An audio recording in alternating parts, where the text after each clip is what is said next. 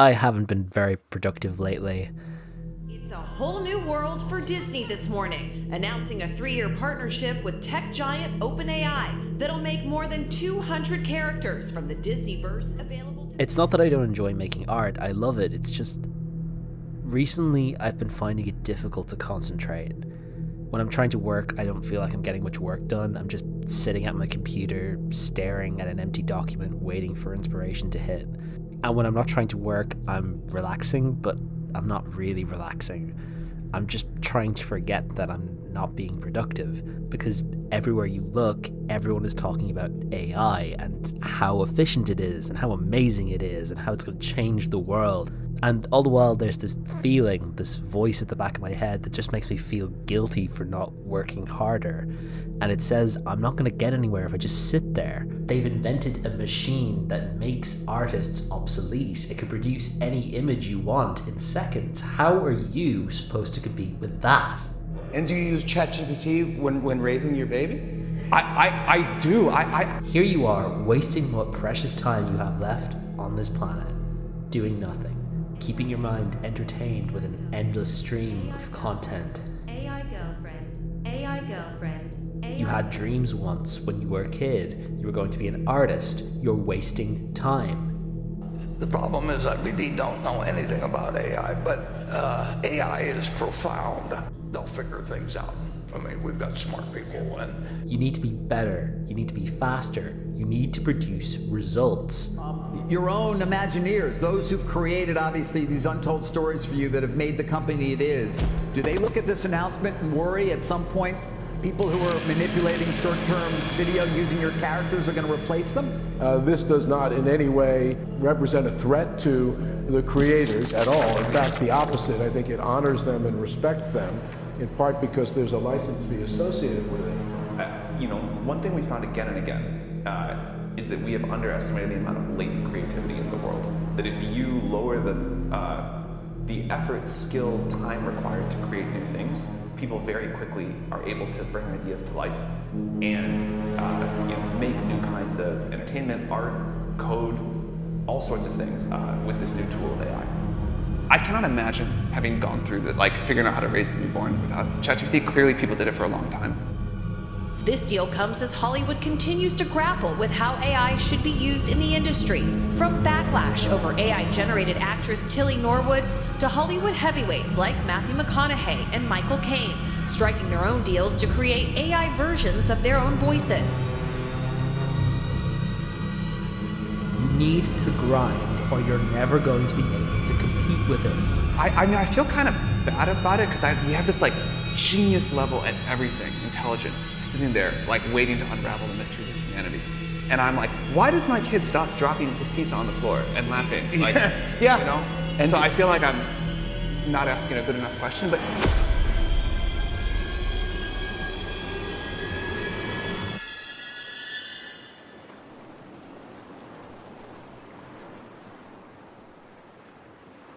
it's so easy to lose perspective, to forget to give yourself a break. It's a rough time to be an artist. AI is the buzzword of the moment. AI-generated slop is everywhere. It's in books, it's on YouTube, it's in movies. It feels as if the world is obsessed with what they're calling AI art. Of course, it isn't actually art, and it says a lot about the proponents of generative AI that they seem to think that it is. Art is fundamentally a form of human expression. It's about connecting with another human being on a level that transcends all other forms of communication. We value art as humans because art is designed by other humans who take the time to express emotions, ideas, something about their own unique human experience in a way that resonates with the rest of us. Art is about intentionality. It's about the choices we make along the way.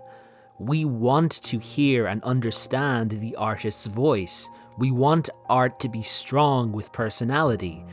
We don't enjoy generic art, choices made for arbitrary reasons. Most of all, we value artists who have mastered their craft, artists who understand the effect that their choices have on the audience.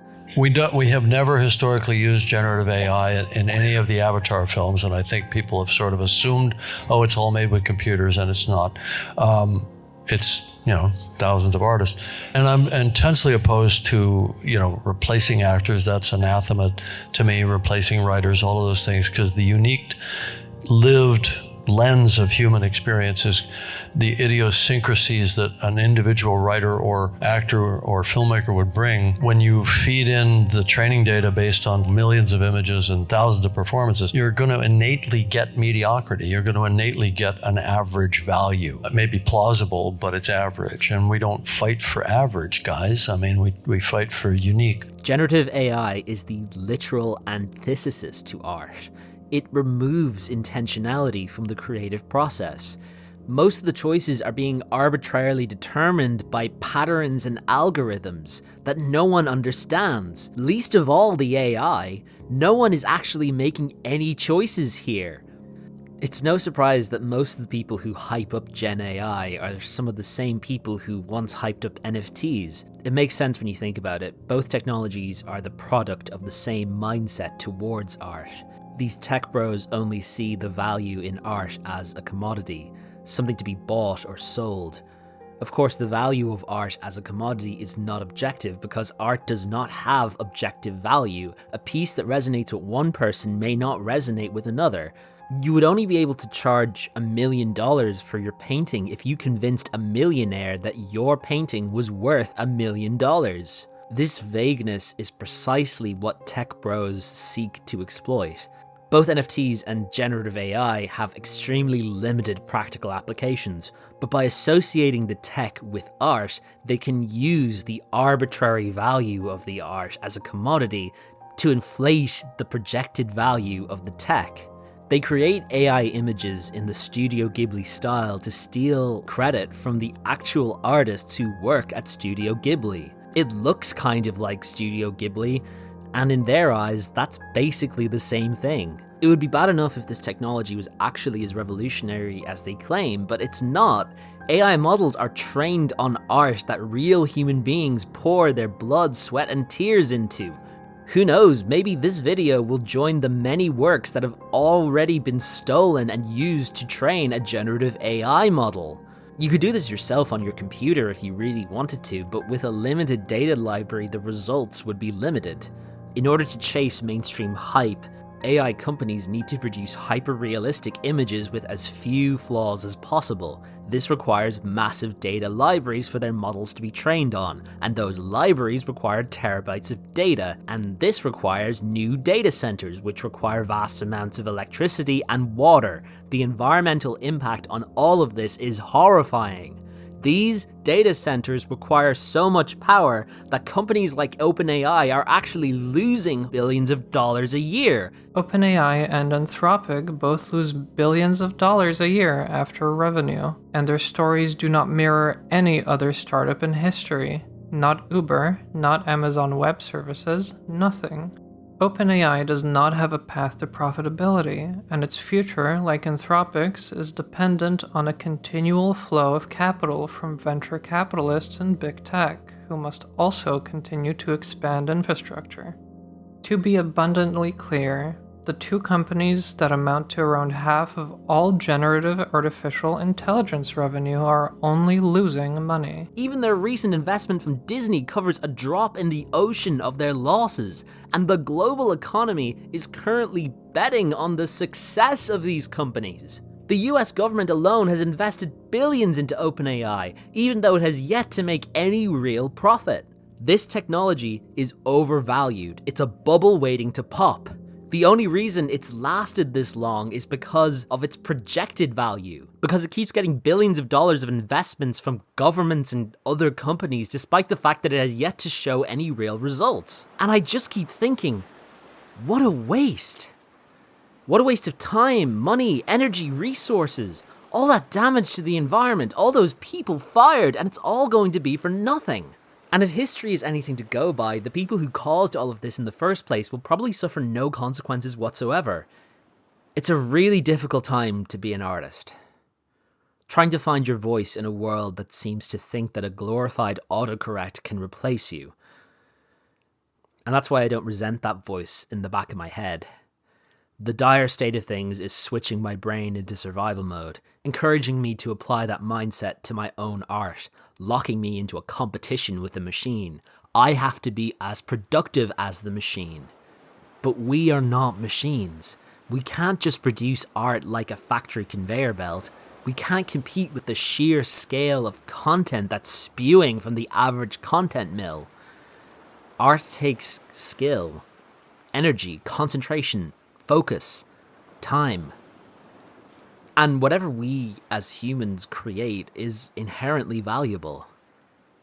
The worst drawing you've ever hastily scrawled on the back of a notepad and thrown away is more valuable than the most impressive generative AI art, because you, as a human being, understand there was meaning behind that drawing, even if you didn't realize it. More meaning than an AI can ever apply to anything it generates. Because humans are capable of understanding what art is in a way that a pattern algorithm never can. Art is not about the end result, it's about the process. And when we don't create because we're tired, worn out, burned out, or because we just don't feel like it, it's important to remember to be kind to ourselves. I don't know who needs to hear this, but these AI companies will not be around forever. They literally can't. It's completely unsustainable. It's far too unprofitable. And unfortunately, things are probably going to get a lot worse before they get better. But in the meantime, just remember, we don't have to prove ourselves to anyone or anything. And we certainly don't have to compete with a machine. Because creating art is its own reward. That voice at the back of my head, it means well. It's trying to protect me. But right now it's not helping. Because you can't relax if you're getting stressed about the work you think you ought to be doing instead of relaxing. And that's how you forget why you wanted to become an artist in the first place. Just remember once in a while to stop, look around, take a deep breath, and look after yourself. We're not machines. We're more.